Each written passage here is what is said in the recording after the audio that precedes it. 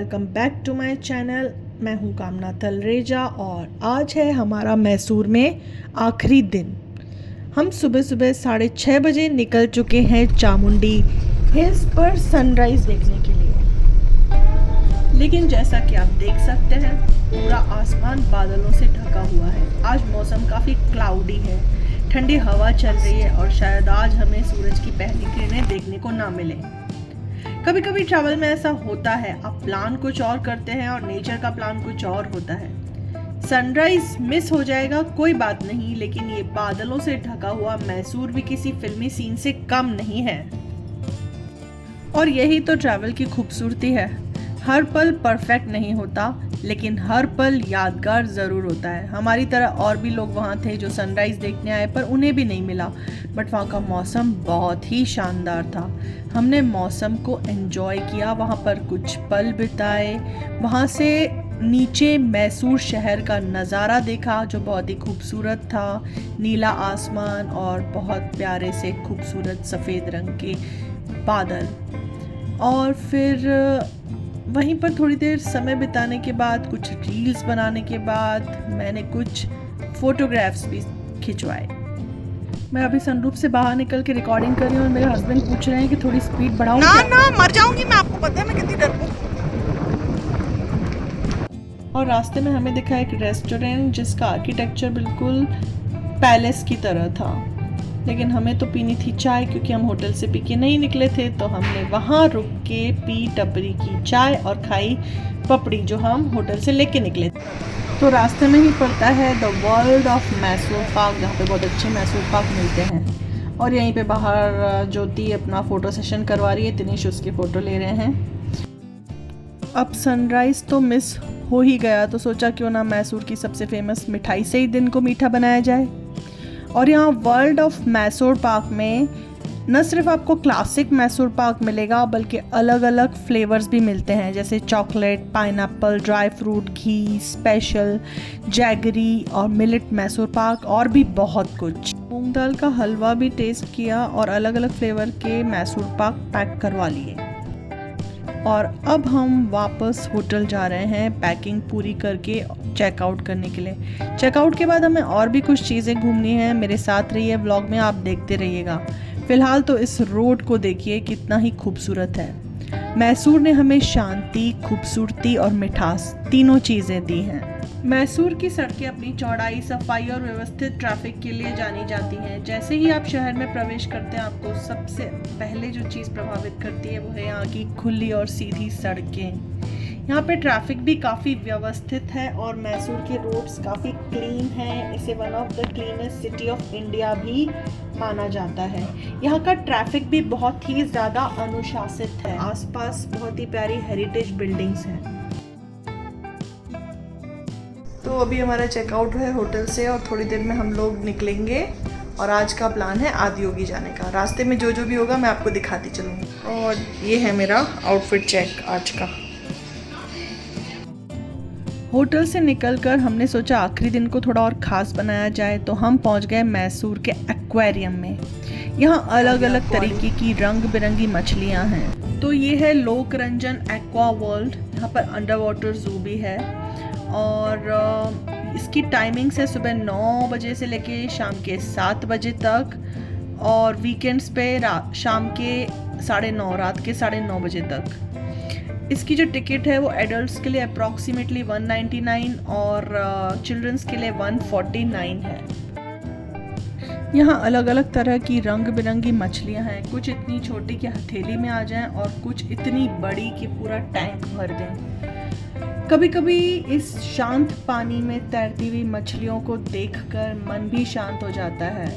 Travel सिर्फ जगहें देखने का नाम नहीं है, बल्कि खुद को रिलैक्स करने का भी तरीका होता है। और यकीन मानिए यहाँ पर आकर मैं काफ़ी रिलैक्स हो गई। और यहाँ पे जो ये ओपन पॉन्ड में जो फिशेस होती हैं, आप उनको फीड भी करा सकते हैं।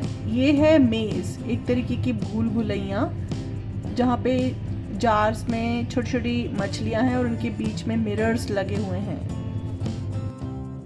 यूँ तो मैंने बहुत ट्रैवल किया है और काफ़ी शहरों में अलग अलग तरीके के एक्वेरियम देखे हैं, लेकिन ये तो मानना पड़ेगा कि यहाँ लोकरंजन एक्वेरियम में जो आर्किटेक्चर है, यहाँ का जो एम्बियंस है, जो ब्यूटी है, वो बहुत ही ज़्यादा यूनिक है। ये देखिए, इसी पॉन्ड की मैं बात कर रही थी, यहाँ पे आप कितनी सारी मछलियाँ देख सकते हैं। ये है ज़ेब्रा फिश और इस तरीके की बहुत सारी अलग अलग वैरायटी की मछलियाँ। इन सबको देखकर मुझे बहुत ही ज़्यादा अच्छा लग रहा था। थी तो ये बच्चों के घूमने की जगह, लेकिन बच्चों से ज़्यादा हमने एंजॉय किया। और हाँ, यहाँ के जो रास्ते और ये सब लोकेशंस जो भी कुछ था, ये अंडर वाटर एक्वेरियम है, वो सब इतना सीनिक था कि यहाँ पे सब लोग खड़े होकर ना फ़ोटोज़ खिंचवा रहे थे। बहुत भीड़ थी वीकेंड की वजह से, और अकेला पॉइंट जहाँ पर हम खड़े हो सकें और फ़ोटो खिंचवा सकें मिलना बहुत ही मुश्किल था। मुझे शूटिंग करने में भी बहुत टाइम लग गया। और अब हम निकल पड़े हैं बेंगलुरु की ओर, क्योंकि हमारी नेक्स्ट डेस्टिनेशन है आदियोगी। और बेंगलोर पे जाने के लिए जो रास्ते थे वो बहुत ही खूबसूरत थे। रोड ट्रिप का एक मज़ा ही अलग होता है। रास्ते में हरियाली, हल्के बादल, ठंडी हवा और दूर से दिखते ये छोटे छोटे पहाड़।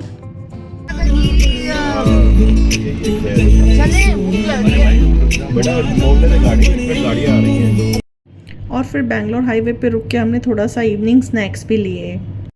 बाहर ही उतारने होते हैं, आप चाहें तो जिस कार में आए हैं उसमें उतार सकते हैं। पड़ेगी रश। पीपल शुड नो के मेरे ब्लॉग में महादेवाय नमः, महादेवाय नमः।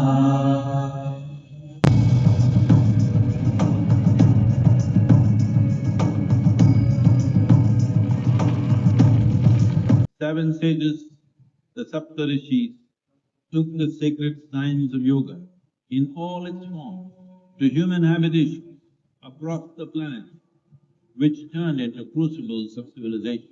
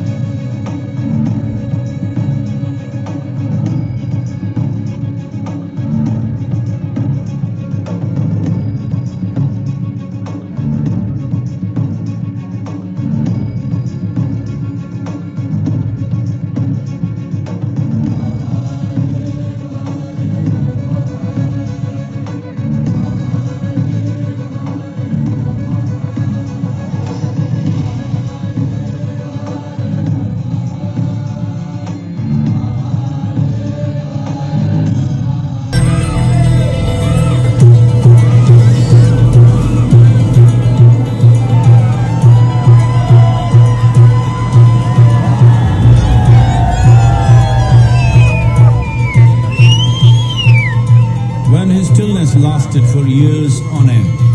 Curious onlookers melted away.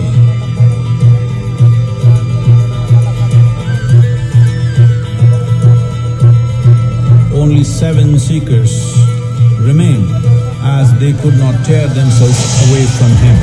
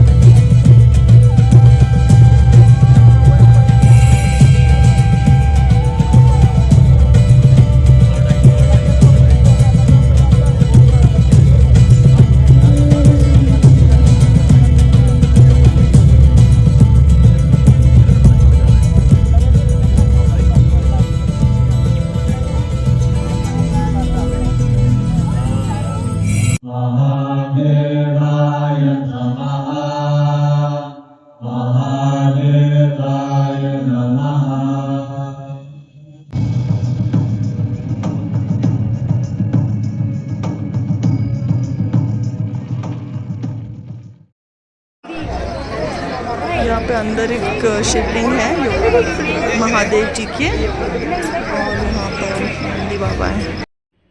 इतनी विशाल प्रतिमा और सामने खड़े होकर सच में इंसान खुद को बहुत छोटा महसूस करता है।